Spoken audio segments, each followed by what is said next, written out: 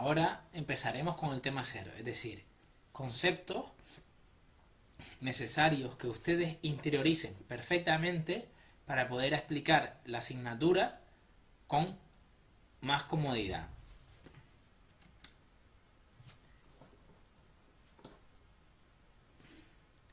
Estos son los 4 puntos que veremos en el tema cero. Vamos a empezar por la media, varianza y desviación típica.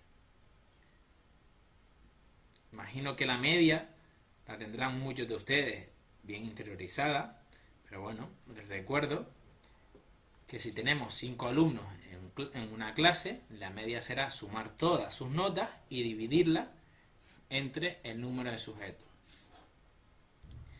En este caso, la media es 5. Bueno, pues sabemos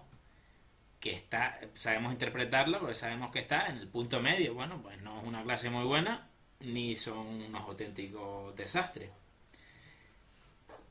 ¿Ustedes qué preferirían? ¿Dar clase con alumnos con una nota media baja, media o alta?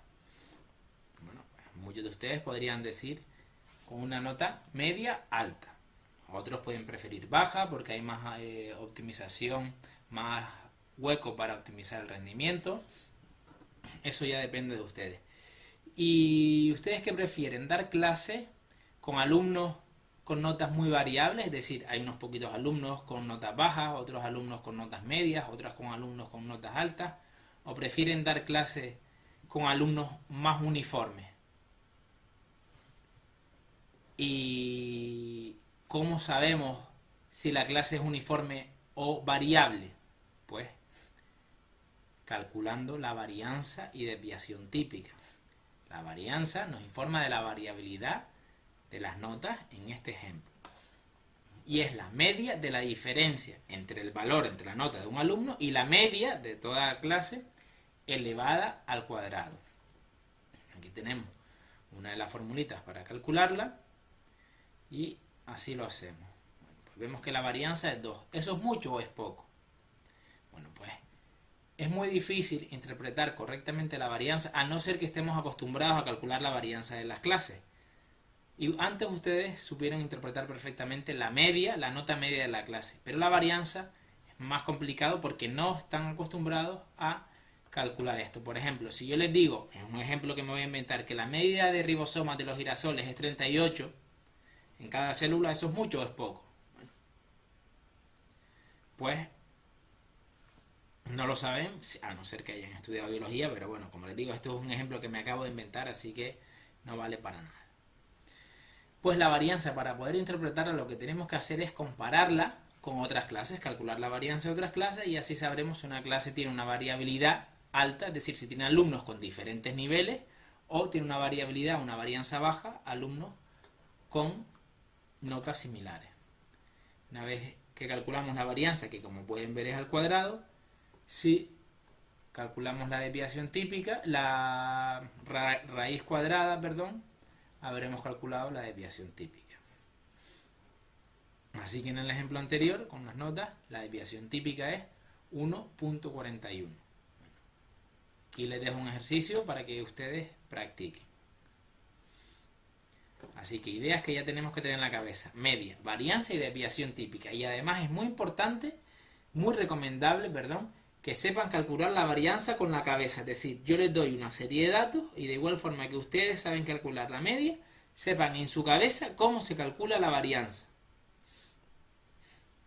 Ahora vamos con diferentes tipos de puntuaciones que recordarán de introducción al análisis de datos. Imaginemos que nos hemos presentado a una posición. Pues la nota que sacamos en la posición sería la puntuación directa.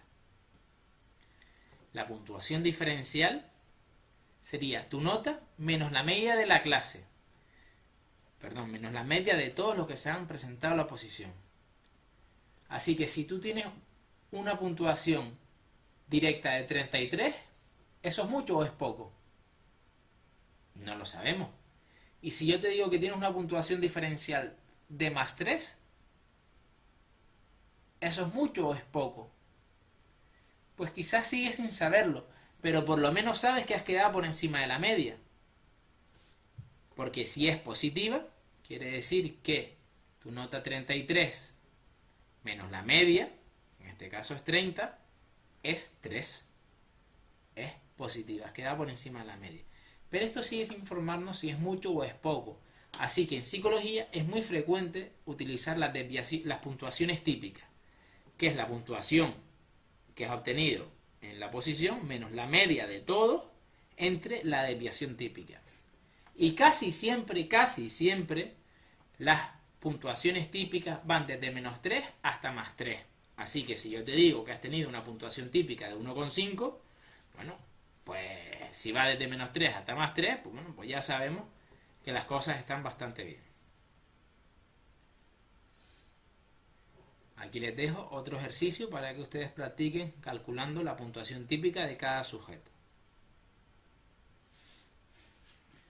Vamos ahora con la distribución de frecuencia. Cuando tenemos muchos datos es conveniente agruparlos y representarlos para facilitar la interpretación. Por ejemplo, aquí tenemos las notas de 20 alumnos de una clase. Así que lo primero que vamos a hacer es contarlos y ver cuántas veces se repite cada valor. Por ejemplo, ¿hay algún alumno que haya sacado un 1? Ninguno. ¿Hay algún alumno que haya sacado un 2? Ninguno. Hay 3 alumnos que han sacado un 3, 4 alumnos que han sacado un 4, 4 alumnos que han sacado un 5 y así sucesivamente. Y lo siguiente que podemos hacer es representarlo en un diagrama de barras, por ejemplo. ¿Cuántos alumnos han sacado un 6? 2. ¿Cuántos alumnos han sacado un 7? 3. ¿Cuántos alumnos han sacado un 8? 2. Bueno, pues aquí podemos decir que tenemos una distribución de frecuencia con los datos de esta clase. Pero bueno, también lo podemos hacer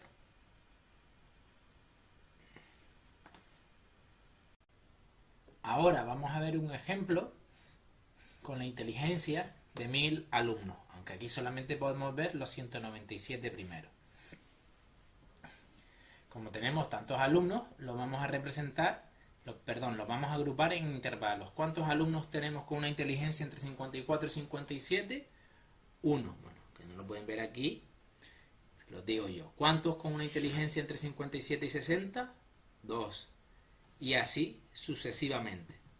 Entonces, para ser más simple la representación, voy a referirme al punto medio, es decir, al punto medio entre el límite inferior y el límite superior. Incluso aquí les he quitado el 55. El decimal, el punto 0,5. Es decir, ¿cuántos alumnos tenemos con una inteligencia alrededor de 55? 1. ¿Cuántos alumnos tenemos con una inteligencia alrededor de 58? 2. De 61, 3. Y así sucesivamente. Así que ahora lo vamos a representar. ¿Qué forma dirían ustedes que va a tener esta distribución? Normal, efectivamente. Bueno, para practicar un poco con este tema, les recomiendo que hagan el ejercicio que pueden encontrar en este enlace.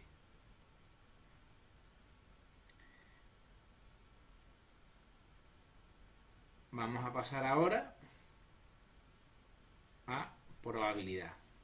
Empezaremos primero con las variables discretas.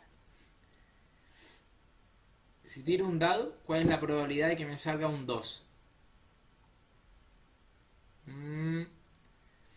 Aquí tenemos todas las opciones posibles y la probabilidad es la frecuencia del suceso, que en este caso es que sea igual a 2, entre todos los sucesos posibles, entre todas las opciones posibles. Así que efectivamente es un sexto. ¿Y cuál es la probabilidad de que me salga un 3 o menos? Es decir, la probabilidad igual o menor que 3. Ustedes dirán, menor que 3, pues 0,5. ¿Y cómo lo calculamos? Pues 1, 2 y 3 tenemos 3 sucesos que cumplen la condición, es decir, igual o menor que 3, y en total tenemos 6 sucesos posibles, es decir, 3 entre 6. Vamos a hacerlo un poco más interesante. Si tiro 2 dados, ¿cuál es la probabilidad de que salga un valor menor de 5? ¿Qué es lo primero que tengo que hacer? Calcular el espacio muestral, es decir, ver todos los sucesos posibles. Un suceso posible es que me salga un 1 en el primer dado y un 1 en el segundo dado, es decir, que me salga un 2. Otro es que me salga un 1 en el primer dado y un 2 en el segundo dado, es decir, que me salga un 3. Y así sucesivamente. Para no ponerlo todo con estas imágenes, he hecho aquí una tablita. Bueno, en verdad no la he hecho, sino que la he copiado de internet. El primer dado lo vemos en la fila y el segundo dado lo vemos en la columna. Primer dado 1 y 1, 2. Primer dado 1 y segundo 2. Total me ha salido un 3. Así que, ¿cuál es la probabilidad de que me salga un valor menor de 5? 1, 2, 3, 4, 5, 6. 6. ¿Y cuántos sucesos tenemos? Pues 1, 2, 3, 4, 5, 6, 7, 8, 9, 10. Así hasta 36. Es decir, la probabilidad de que me salga un valor menor de 5 es 6 entre 36, 0,1666. ¿Y cuál es la probabilidad de que me salga un 5 o más? Tendría que contarlo. 1, 2, 3, 4, 5, 6, 7, 8, 9, 10, 11, 12, bla, bla, bla, bla, bla, bla, bla, bla. 30 entre 36.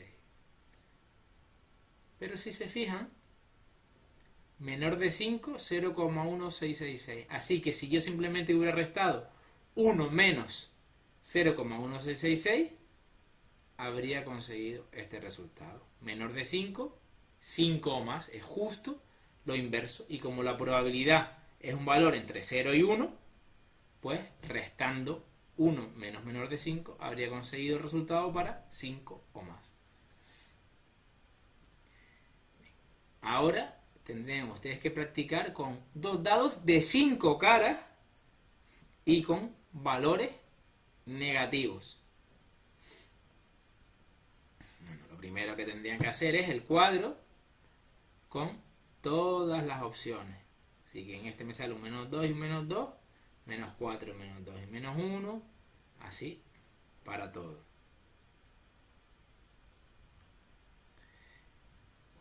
Y ya podríamos calcular la probabilidad. Ahora vamos a representar todas las probabilidades para todos los valores, desde el menos 4 hasta el más 4. Y vamos a hacer una tabla de frecuencia. El valor menos 4, ¿cuántas veces me puede salir? 1. ¿Cuál es la probabilidad? 0.04. El valor menos 3, ¿cuántas veces me puede salir? 2. ¿Cuál es la probabilidad? En esta diapositiva podemos ver la tabla que teníamos antes y representado con un diagrama de barras. Entonces ahora yo les voy a preguntar cuál es la probabilidad de que me toque un menos 2 o menos. Pues para eso lo que tendré que hacer es sumar la probabilidad de que me toque un menos 2 más la probabilidad de que me toque un menos 3 más la probabilidad de que me toque un menos 4, es decir, 12 más 8 más 4, 24. También lo podemos ver aquí, sería esta probabilidad más esta probabilidad más esta probabilidad. Así que la probabilidad de que me toque un menos 2 o menos sería 0.24. ¿Saben ustedes cuánto representan, qué porcentaje representan estas tres barras del total? Pues aproximadamente un 24%.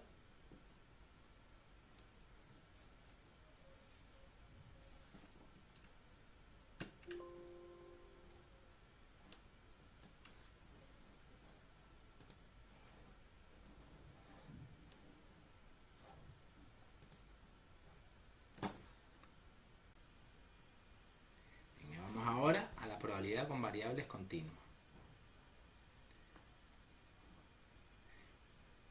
¿Se acuerdan de esta gráfica que vimos antes? Estos son todos los alumnos con una inteligencia determinante, es decir, con una inteligencia de media 100, tenemos muchos alumnos.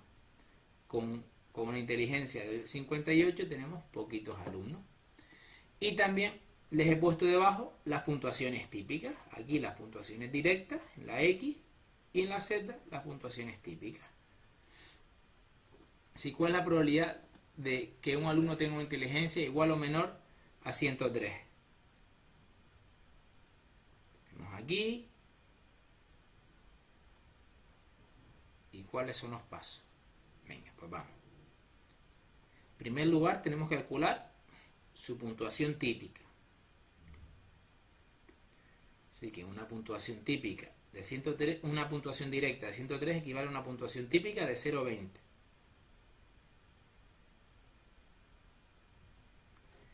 ¿Y qué porcentaje de la curva representa lo naranja? Pues para eso tenemos que ir a la tabla que tenemos al final del formulario. Aquí podemos ver la puntuación típica, 0,20, primer decimal en la columna y segundo decimal en la fila. Y dentro de la tabla lo que tenemos es la probabilidad. Acuérdense que la probabilidad es un valor entre 0 y 1 y las puntuaciones típicas entre menos 3 y más 3. Casi siempre entre menos 3,5 y más 3,5. Así que la probabilidad de que un alumno tenga una inteligencia con una puntuación típica de 0,20 es 0,5793, que aproximaremos a 0,58. ¿Cuál es la probabilidad de que un alumno tenga una inteligencia igual o menor que 97? Así que en primer lugar vemos la puntuación típica que corresponde a una puntuación de 97. Vemos que es menos 0,20. En segundo lugar lo representamos en nuestra curvita. Buscamos la probabilidad correspondiente en la tabla de la normal tipificada, menos 0,20, y vemos que es 0,4207. Aquí hay otro ejemplo. Para igual o mayor, antes era menor que, y ahora vamos por el otro lado de la curva. Igual o mayor que 121. En primer lugar calculamos la puntuación típica y vemos que es una puntuación típica de 1,4. Buscamos la probabilidad correspondiente en la tabla normal tipificada. 1,4. Vemos que es 91,92. Es decir, la probabilidad de que un sujeto tenga una inteligencia igual o mayor de 121 es 91,92. O lo que tenemos que hacer es restar 1 menos 91,92 porque nosotros lo que queremos es esto. Es la parte naranjita. Efectivamente. Tenemos que restar 1 menos la probabilidad de una puntuación típica de 1,4. Así que la probabilidad de que un sujeto tenga una inteligencia de 121 más es 0,08. Esto representa un 8% de toda la curva.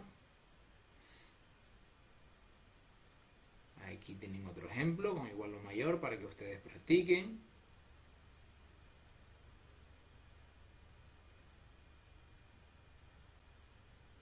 Ahora vamos a ver cuál es la probabilidad de que un alumno tenga una inteligencia entre 80 y 120. Bueno, pues lo que hacemos es puntuación típica para la puntuación directa de 80. Puntuación típica para la puntuación directa de 120.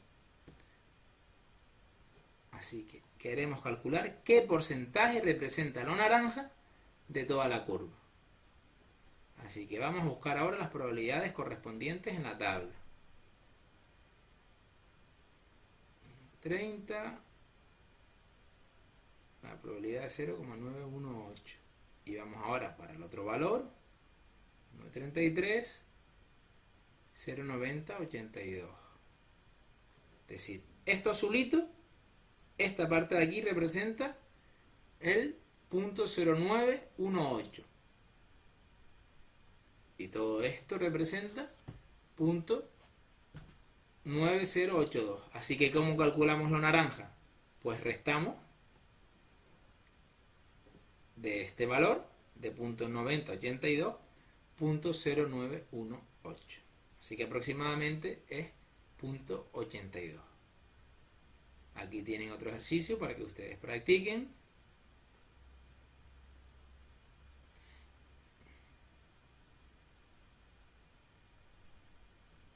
Yo se los paso rápido. Venga, vamos con otro ejercicio un poco más interesante. ¿Cuáles serían tus puntuaciones típicas, mínima y máxima, si estuvieras en el 95% intermedio? Venga, a ver, lo primero que hacemos, representamos nuestra curvita. Ponemos los valores desde -3 hasta 3. Y hacemos una marca aproximadamente por aquí, 1,9, por aquí, perdón, 95% intermedio. Así que aquí dejamos un 2,5% y aquí otro 2,5%. Entonces queremos saber cuál es el valor que coincide aquí, cuál es el valor de la puntuación típica de estos valores. Así que ahora el proceso que tenemos que hacer es el contrario. En primer lugar, de la probabilidad 0.025 y en segundo de 975. No confundir con 9,5 porque tenemos que sumar 0,025 y 0,975. Desde aquí hasta el inicio es 0,975. Así que ahora lo que tenemos que hacer es ir dentro de la tabla, porque dentro de la tabla están las probabilidades. Y buscamos el valor que nos interesa, que en este caso es 0,025. Y vemos que equivale a una puntuación típica de menos 1,96, menos 1,96. Y para el valor de 0,975, 1,96. Es decir, que tus puntuaciones típicas serían menos 1,96 y más 1,96. Y para practicar, les recomiendo que hagan los ejercicios 4 y 5 que pueden encontrar en este enlace.